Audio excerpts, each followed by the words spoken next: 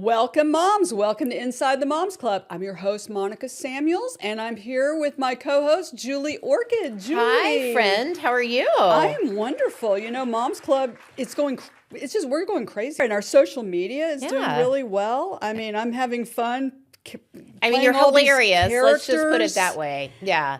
You've put a couple out there that have made me cackle out loud. Well, I introduced today HOA mom. That's funny. And mom influencer fails. Because that's reality. Yes. Yeah. The HOA mom is no joke. We have those ladies in our neighborhood. And I'm a little worried that you might... That might be real. That I've embraced the character too much. Maybe. I don't know. You did it so well. I kind of enjoy it with my megaphone and my binoculars. Yeah, no, I think it's pretty fun. So, no, we're having a great time. Your career is just booming, just so you know. Oh, thank you. Thank you. Well, it's fun doing all this stuff. I know. So, and it's just fun, too, getting all these women together from all over the country. I mean, it's very powerful. It's amazing. It's amazing. And I would be nowhere without the girlfriends that I have, especially in the last 5 years. It's really, hit the roof as far as needing everybody. And I think a lot of people have been through stuff. And sometimes, addiction creeps its ugly head. Well, it can. Let's remember, as we get into that subject, of course, we're going to be talking about that today. But, sure. But let's remember now we were friends. Our kids graduated in 2020. So that was the kind of year rough. Of the pandemic. I remember where we were. Do you? I sure do. The last day of school, we didn't know it was going to be the last day of school. We thought literally, they're going to have a couple of days off. They have to shut the school down today, but back Monday we'll be back. But we were literally at a baseball game.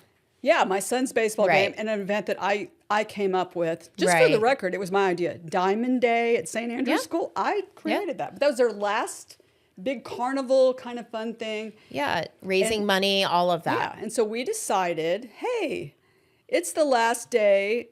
Not the last day, but they shut it down. So what did we go do? They shut down school. So we said, hey, let's have a margarita party at Monica's house.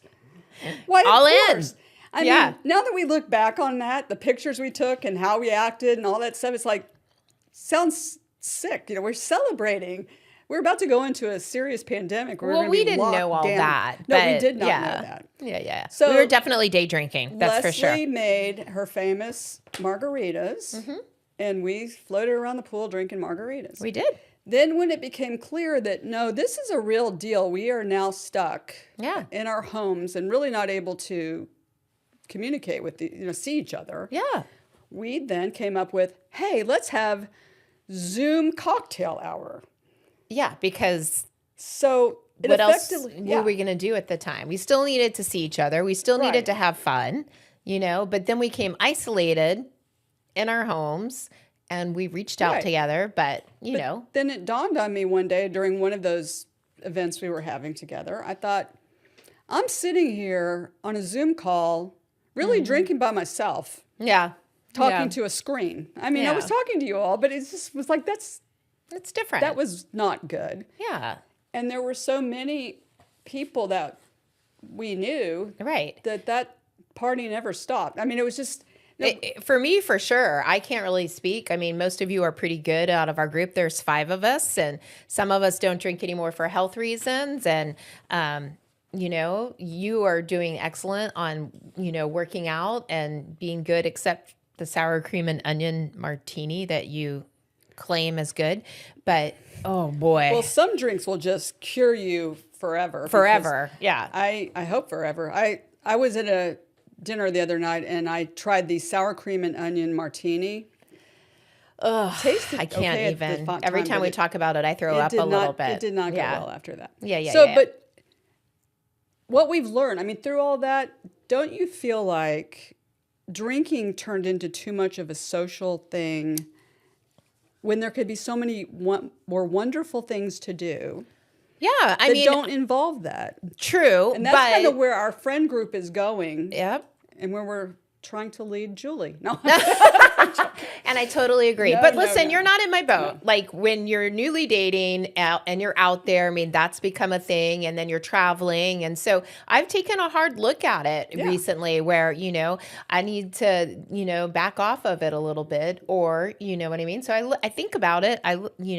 Talk about it, but there's a lot in life too. Like in the past 5 years, you get diagnosed with something. I had a divorce. My children moved away. These are all things that, you know what I mean, can kick in something that you either don't really want to think about, or, you know what I mean, that can maybe possibly cause you drinking more than normal.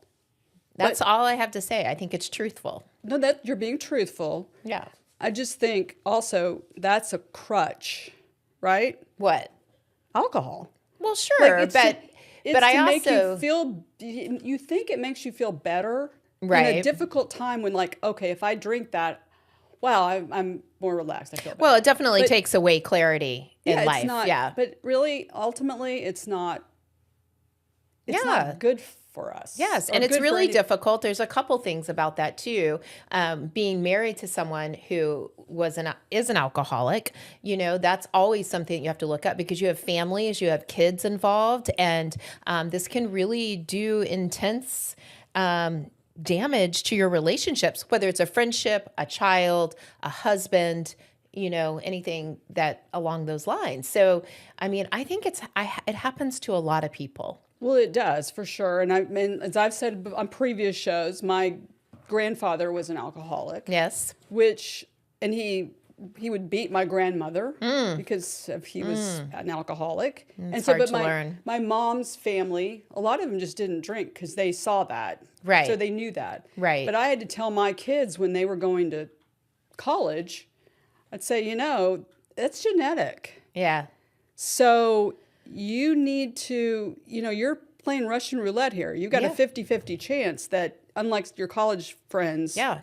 Pay attention, you kids. could Yeah. be drinking forever. Exactly. And in fact, one of my sons, one of his roommates, he said, "Mom, he's an alcoholic." And the reason they figured it out, they could tell he wasn't going to class, he was drinking all the time. One night, he went in there and destroyed one of their bathrooms in their townhouse, like destroyed it. There was blood everywhere. And he didn't remember it and denied it the next day. Yeah. And my son was like, he's Blackouts are dangerous. He's an alcoholic. And then so I don't want to sound like Carrie Nation here. It's like, but I don't know that alcohol, what good has it ever really done, really? Yeah. There's better ways to live our lives, I It's a think. good question. And you bring up a point to that. Like recently, I would say in the past 2 years, we've had some situations where moms have lost their life. And, we did.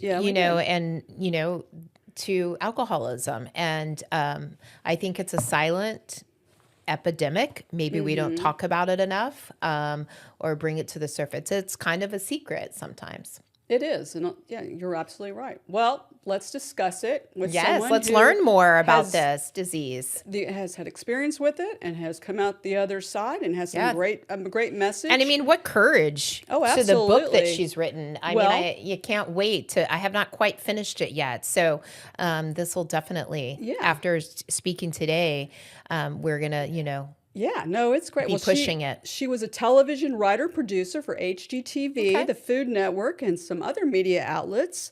And she today is sharing her personal and powerful story of Yeah. alcoholism, recovery, and reinventing her life at 45. Mm.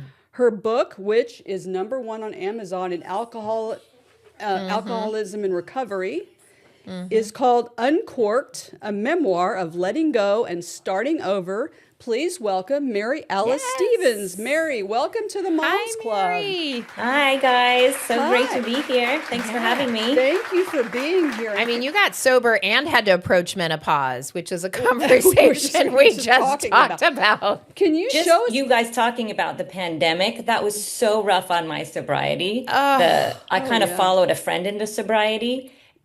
She was a couple years ahead of me, and she chose the pandemic to start drinking again. And I thought, it pulled the rug out from under me. I did not think I was going to get through that, but I did. Good But for yeah, you. there's so many triggers out there Yeah. in life.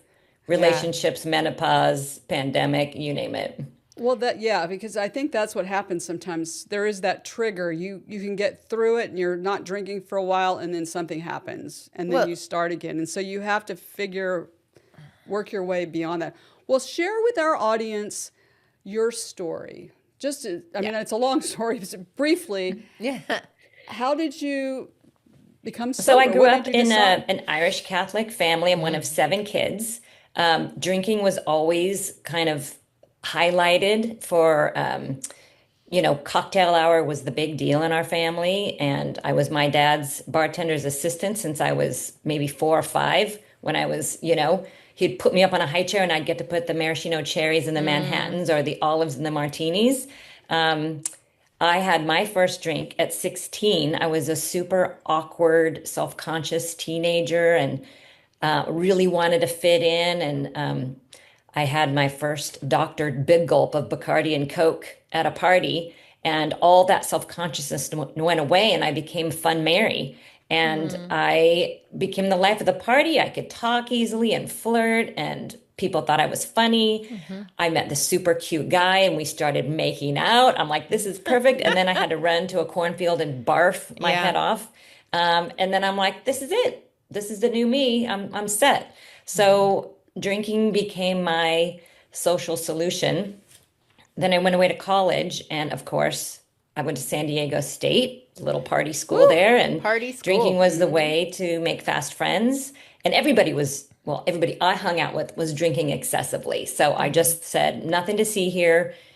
Everybody's throwing up the day after and super hungover. And then I kept having to justify it. I was a young professional working in television and advertising, two careers that, lots of Hmm. drinking if you Lots of want it. drinking. Um, so it just became more and more a fabric of my life.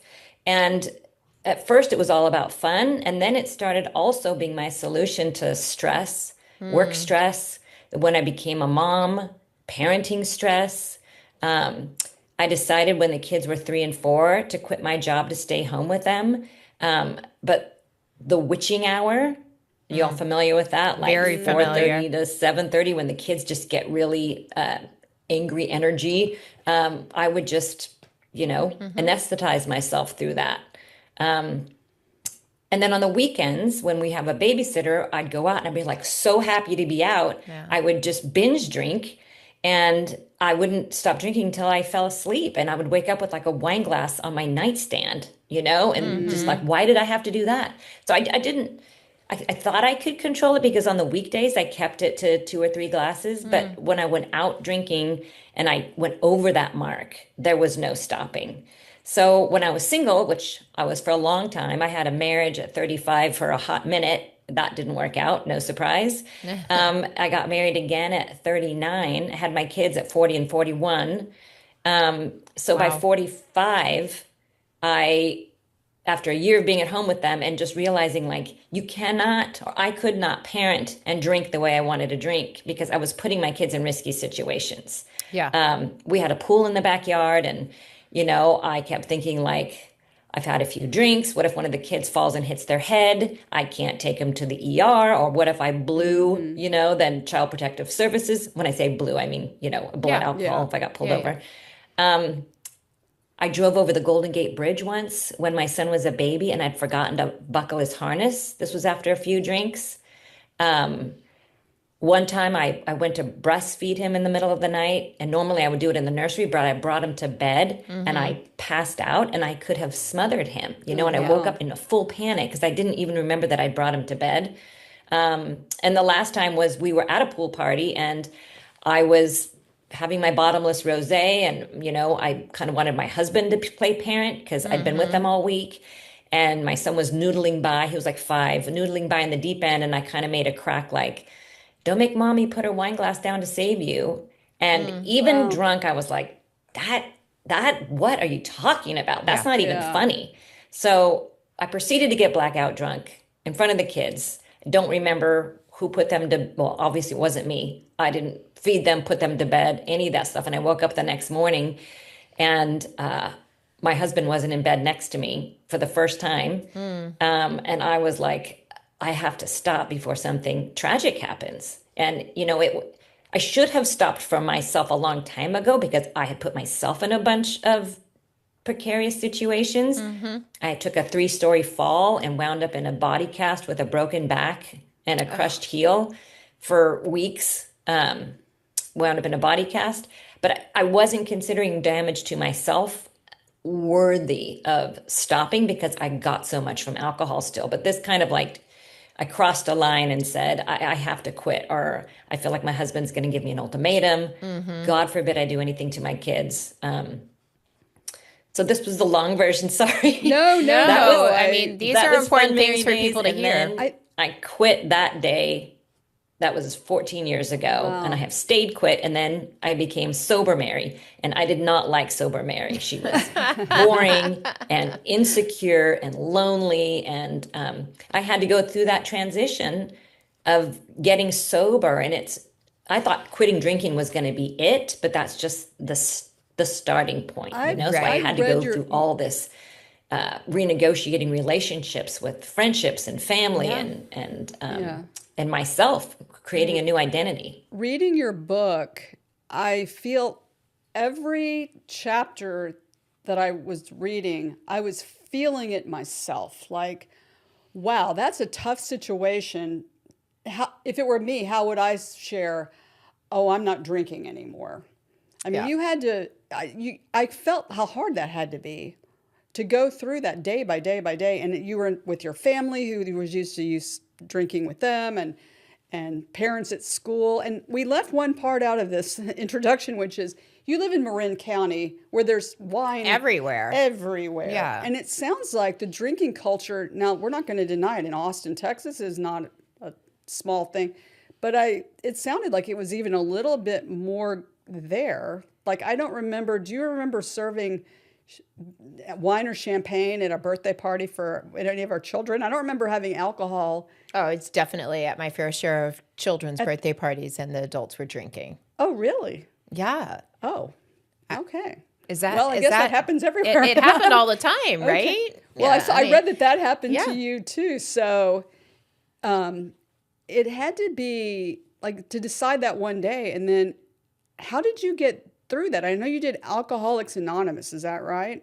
You Yeah, started that was huge. I'm such an extrovert that I really needed that external support. I needed to be around other people who were going through what I was going through. And I also really needed an education about, like, I walked into there still not thinking I was an alcoholic. And by the time that first meeting was done, I'm like, oh, yeah, that's me. Just about all the control I tried to put around it. Like, I would try and drink just one big wine glass a night, or then I would do like just tiny little glasses and have 3 of them, or I'd put ice in it to make it last longer. Like, I was just obsessed, and I didn't understand that obsession was part of the disease or Yes. disorder or whatever you want to call it. Yes. Can I ask? And were you hiding it? Not really. Yeah. No, I mean, it's kind of funny when I think back at it. On the weeknights, I would like go back into the fridge and quietly uncork the bottle so my Sure. husband wouldn't hear, but he wasn't concerned about my weeknight drinking at all. It was the binge drinking on the weekends that was the problem. I wasn't hiding the drinking, but I was hiding the hangovers and the blackouts and Yeah. the constant obsession about, like, the first thing I thought about was, okay, let's do an assessment. How much did I drink last night? How am I feeling right now? Did I make any stupid texts or phone calls? Like, check the phone, and then avoid any conversation with your husband that might have like come up about, like, what are we doing today or something. So there was a whole rigmarole around hiding that more than hiding the drinking.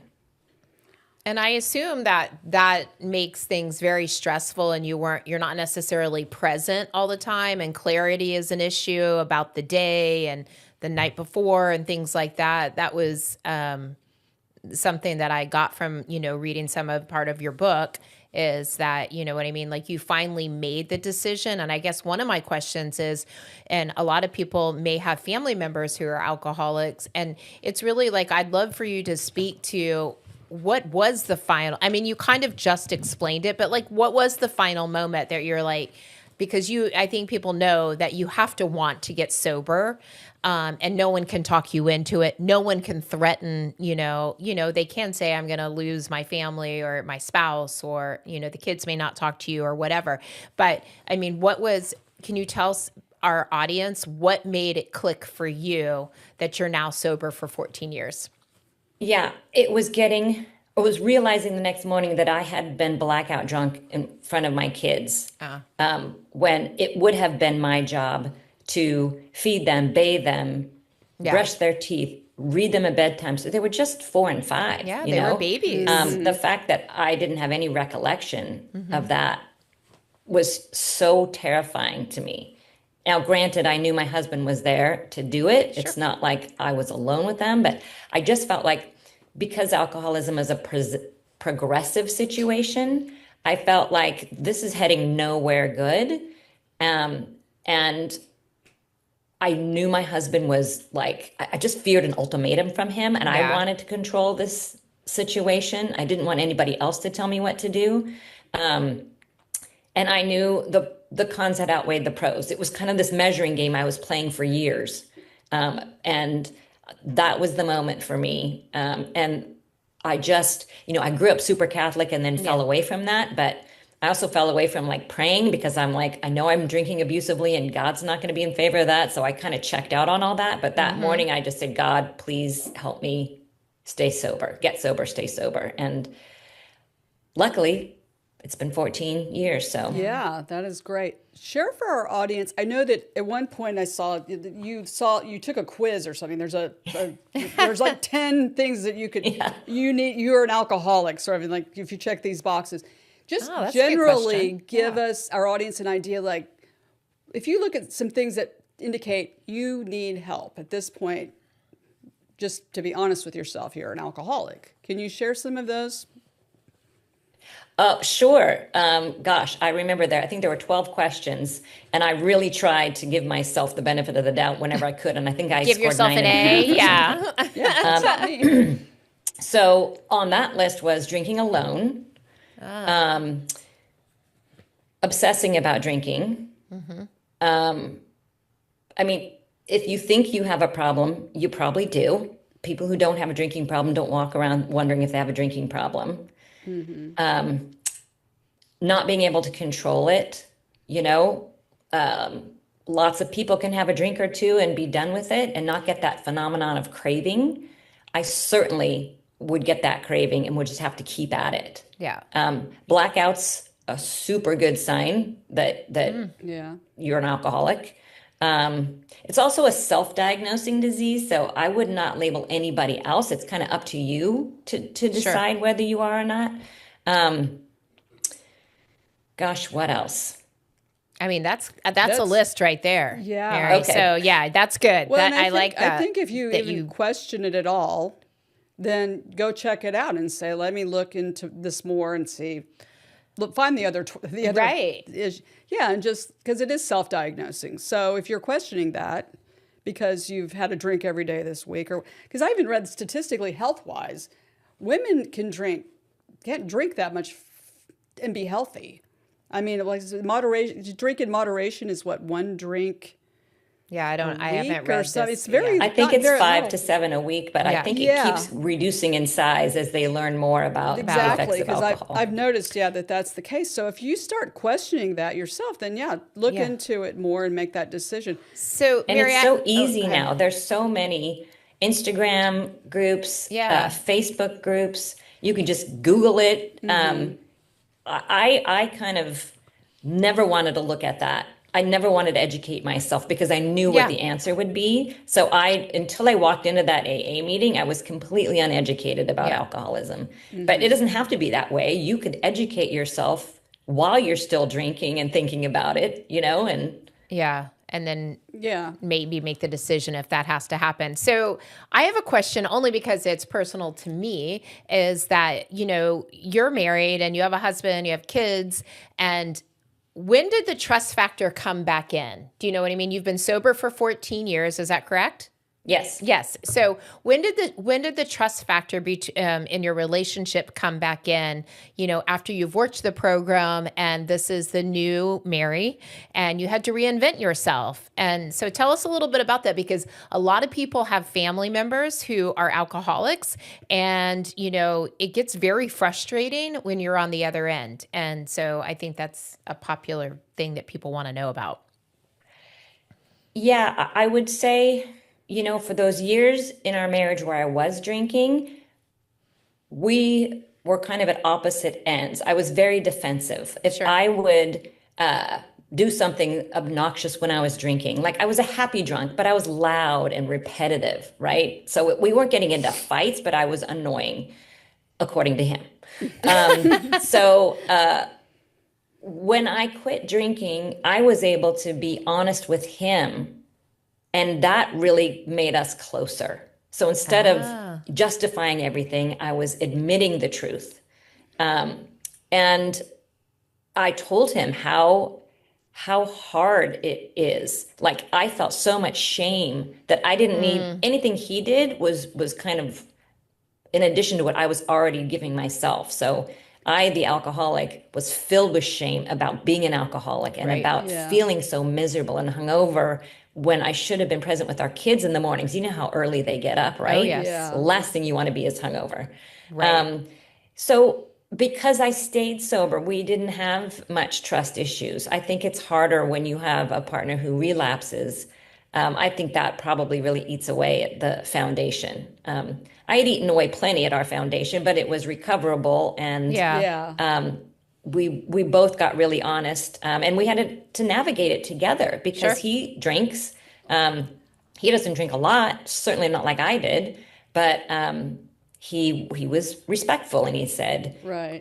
Is it okay if I have a drink, or would you prefer I not?" And I do remember pouring all the booze out of the house and getting a little glee that I poured his booze out too, because he liked this Grey Goose vodka, which I don't Not really like today. vodka. Yeah. I Yeah. was like, blub, It blub, has blub, blub, blub, blub, Yep. Yep. Here we like, go down the sounds you're drain. great. suffering with me, mister. It sounds great that he was respectful like that, because it has to be hard when you can't drink and yet your spouse still can and does. And so it's good that they can be Yeah, and she respectful of mentioned a that. really important thing, because relapse is really a real thing. If you have studied alcoholism or been through, you know, that you could be just one day from relapsing, and this is, you know, Yeah. you're always working at You're it. not You're always, you know, and so that's the thing. That's why it's so difficult. you're not cured. You're Right. constantly dealing Right. with it. Well, we have some moms who have a lot of questions for you, Mary, and they are our Zoomer moms. So welcome, Zoomer moms. Welcome to the Moms Club. Hello. Hello, ladies. Well, let me share our first one. Anne, tell us a little bit about yourself, where you're from, and do you have a question for Mary? Hi, nice to see you again, Monica. Nice to see you. So my name is Anne. I am a stepmom of five wonderful stepchildren. That's amazing. And let's see, I am an adult child of an alcoholic. Ah. My mother was an alcoholic, and I have actually never had a drink. I just didn't like the taste, and I really didn't like the way my mother acted. I felt like she was never there for me. And I did not want to be like her. I have been in recovery for over 25 years. I am a grateful member of Al Anon. Yes. And because of my mother's alcoholism, I became severely codependent. In other words, I knew what was best for me, for you, and every single person I came in contact with. Yeah. And I could That's true. manipulate and control like no one's business. And that is actually, if you study codependence, it is actually the very first disease that we ever get before alcoholism, before drug addiction. I have been married 4 times. All 4 of my husbands have been alcoholics. And I will Interesting. say, there is nothing like an alcoholic to be married to. They are so much fun. I just loved every single one of them. And really, I would do it all over again if I had to. I want to ask a question of Mary. And Mary, my question is, as I surmise over my own recovery of over 25 years, my realization has been that in recovery, sometimes alcoholics or drug addicts will substitute a new addiction to take place of drugs or alcohol. For example, food, or just control, or even, really codependence. I have just noticed that in, because all of my husbands have been in recovery, and I even married my last husband. He had a master's in drug addiction and alcoholism, and he really didn't need to be doing that, which is just my codependent opinion. So can you speak to that? Yeah, first of all, I can relate to being controlling and manipulative because that's a sign of an alcoholic as well, or a symptom. That's something I continue to work on to this day. I do have the same addiction with sugar. It's funny, when I drank, I'm like, I don't have a sweet tooth. I never wanted dessert because I drank my dessert, wine or champagne. It never clued into me that that was all sugar. So I'm doing better with my sugar addiction, especially now that my kids are I'm just an empty nester by 1 week, less than a week. So all that sugar went out of the house. Yeah. I am obsessive compulsive a little bit. Like, I love puzzles now, but if I start a puzzle, I will be there till my neck is broken. I get it. Don't really have any other addictions that popped up, and I'm feeling pretty good about my sugar addiction is at bay. Thank you. Sure. Sugar addiction is a tough one too. I think we need to talk about that on a future show. Show, Because I yeah. certainly suffer from that. That's a whole separate show. Yeah. Michelle, welcome to the Moms Club. Tell us a little bit about yourself, and do you have a question for Mary? Hello, is that me? Yes, Michelle, Oh, welcome. hi, ladies. Hi. And you look so beautiful over there with that pink. Thank you. So my question for you, well, first let me say this. I congratulate you for overcoming and continuing to be an overcomer, because that is a day by day work. I remember when I used to smoke cigarettes, and I'm years past it, and I used to drink me a little bit of beer, and I loved beer so much. It had like the best taste. And when God took it away from me, I was angry with him because I felt like I finally found something I could fall in love with, and now you got it tasting like water. Why would you do that to me? But I congratulate you, because it is a day by day work out your own soul salvation. My question to you would be,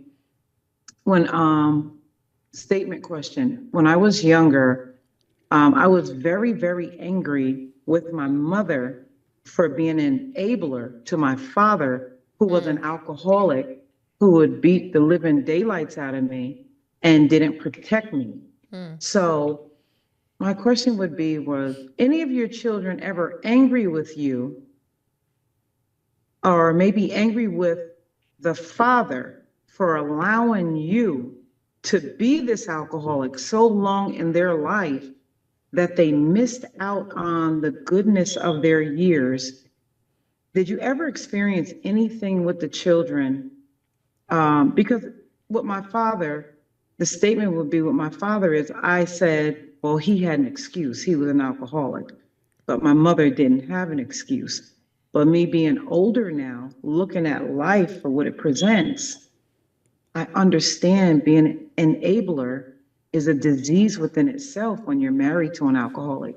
But a child does not know that when they're younger. All they see is mom is allowing dad to beat the crap out of me. Mom is allowing dad to fall out in front of everyone. Mom is allowing dad to be obnoxious and curse all our friends out and put everybody out. So did you ever experience anything like that? So my kids were only 4 and 5 when I got sober, and I kept that kind of drinking away from them. Thank Okay. God for babysitters, you know. My husband was not an enabler. If I crossed the line, he let me know it. You know, there was one time that I drove home. I always used to say buzzed, right? Buzzed, meaning I'd had a Yeah. few Yeah. drinks, but it's drunk, but I didn't Yeah. feel drunk. Mm-hmm. The kids were at home with him, but he could tell when I came in that I was kind of like this a little bit. And he just was like, you cannot do that. You have children. You cannot do that. Yeah. So he wasn't an enabler. And I do remember thinking, like, I really have to curb this before they have a memory of me being like this, Right. you know? Mm. So and I ask the kids now, and they don't remember any occasions. So I think I might have escaped that. Well, you're How did pretty you deal fortunate for with that. I wrote a book called Nobody Ever Told Me, so I have all the memories of yeah. everything because my Right. father, And, yeah, Right. I've he heard about quit. that book. And I Yes. can relate to you. My father had a really short temper, and he Mm, would like stick his fingers in the mashed potatoes, and if they weren't hot enough, he would get mad at my mother to go reheat them. And mm, I didn't have any power over that situation, and it drove me crazy. And I would ask my mom, "Why do you let him do that to you?" And she would say, "I know who I married, and my engaging is not going to make it any better. It's only going to make it worse." So that kind of tore me up. Yeah. yeah. mm. Talking about children, so your kids were young when you became sober, but they became teenagers, and we know how tough it is with alcohol and kids. How did you handle that with your own children? Good question. How'd you address that? Well, I wanted to be honest with them at an age appropriate level because it is hereditary. My sister is sober. My grandmother was an alcoholic. I have a few uncles on the other side who are alcoholics. So when I was little, I told them I went to mommy meetings. When they were middle school, I got more honest with them. Certainly by 8th grade, I was completely transparent with them. And any questions they had, I just wanted it to be a real open book and tell them that they needed to keep their guard up, to be aware that they might, you know, I read a statistic, don't quote me on it, but if one parent is an alcoholic, you have a 40% chance your kid does. If both, you have an 80% chance. So it has been an open conversation. It's hard for me to watch them live their lives. I don't want to tell their story, but I just kind of do a lot of this, you Yeah. know, that they make it through, especially between now and the age of 25, before their brains are fully formed. So yeah, Yeah. I try to be a good example of what not to be.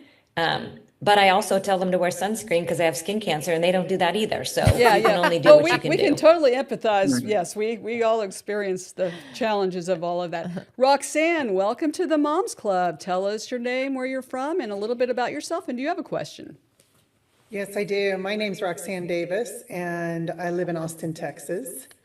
I'm a single mom of a former micro preemie, so that probably fueled my alcohol drinking. I, he was born a pound and 4 ounces, and that was Wow. unraveling. Then 3 weeks after he came home, my divorce ensued, and Deep Eddy vodka became my go-to. And still, I mean, I still drink. I have, you know, you say in your book that you had champagne at your 5-year-old's party. Well, my kid wants to have his birthday parties at a place called Margaritas, so it's easy.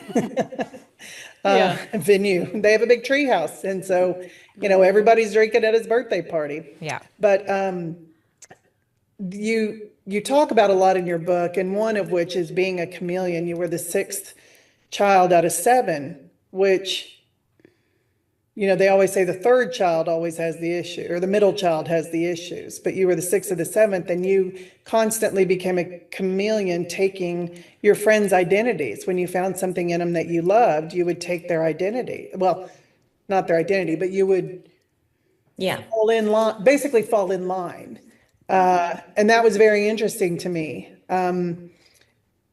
Did you ever, through your sobriety, understand why you did that? Because, I worry about my son being an only child without a father figure, in any aspect. Does he have that? But becoming that chameleon, being like somebody, I see some traits in him where he tries to be like his friends and stuff. So that was very interesting when I kept reading about the continued people in your life from age 5 up to 16.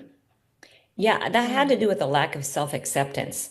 I always felt lesser than that my own aura, my own personality wasn't enough. And so I would kind of grab onto these shiny lights and be like, oh, I want to be like them. And it wasn't until I got sober and did the work, for me, that was 12 steps, going to therapy, talking to sober friends, that I realized that I am enough. And I started to enjoy my own company. So it's the self-acceptance piece that eluded me for so long, that maybe that's what your son is experiencing. I'm not sure. It's interesting. Wow. Jane, welcome to the Moms Club. Tell us your name, where you're from, a little bit about yourself, and do you have a question for Mary? Yes, my name is Jane. I'm from Nashville. I gave up alcohol at 45, started a 12-step program. The world has opened up. I come from a long line of alcoholics, and I can identify with every single thing you've said. I have a question about two things actually in your lifestyle. She can't hear me. Can you just say something on the mic? Yeah, you can interrupt her. Hi guys. Sorry, your mic is sounding a little muffled. Is there anything covering your mic potentially? No. Are you using your computer or are you using an actual microphone? I'm using my computer. You might just have to project a little louder then. It's sounding a little bit muffled. Hang on, let me do this. 1 second. I'm going to put in my AirPods. We'll see if that works better. Yeah, Hold on. That'll Thank probably you. help. Thank you so much. Hello? Hey, Lot there better. you Thank you. are. Okay. Can you hear me now? Let's Better? start over. I'll Yeah. just say, Jane, welcome to the Moms Club. Tell us a little bit about yourself, and do you have a question for Mary? Take 3. Yeah. Hello. You can hear me now, right? Yes. Yes. Great. Okay. So Mary, from one alcoholic to another. First of all, how did you tell the people at work? And were they appalled? Did you quit getting invited to parties? How did you manage that? And then the other thing is, well, we've talked a lot about unplugging, ways to eliminate stress. You and I don't have that luxury anymore to go uncork a bottle and pour a little glass of wine and chill out with everybody. In my case, it'd be watching the chickens in the backyard. I'm now a chicken mother. But how do you unwind? That is a great question because I do get pent up with stress still. So instead of that glass of wine, I will take a nice walk. I got a dog a few years ago. That's very calming. Take a nice bubble bath, watch a good show, read a People magazine. Just slow down, do a puzzle. Puzzles and gardening have become my Zen meditation. Like I can't chill myself enough to meditate, but if I can do something like that, that calms me down. Even something ridiculous like unloading the dishwasher, I find calming for some reason. And as far as telling other people, so I had quit my job a year before. So I didn't have to tell anybody at work, but I had developed this mom squad of local moms. I became like the PTA president. I still had all that producer energy. So I was very connected to my community. And the whole mom squad, the whole PTA was riddled with alcohol. So that was very awkward for me when the go-to gift for me for doing something, they'd give me a bottle of wine, and so what's my choice? I either say I don't drink and make them uncomfortable, or I take the wine and give it to somebody else. Yeah. When I told my closest mom friend here in town, it did not go well. She and I bonded. I think our first play date was margaritas in my backyard. And she just kind of ghosted me, questioned me, said, you don't drink any more than I do. And I was so disheartened by that. It was really difficult. Other friends, the majority of my friends who I've had for longer term, just listened with caring ears and were very supportive. Yeah. That hurts my heart a little Yeah, it bit really to hear does. you say that Do you about your feel friend. like maybe she felt a little bit convicted herself by that? But yeah, because that's, if you're drinking the same amount and you're going there, maybe she felt inwardly, maybe she should be going there too. Yeah. Yeah, quite possibly. And or she just didn't want to hang out with somebody that she was going to feel self-conscious around drinking. Yeah.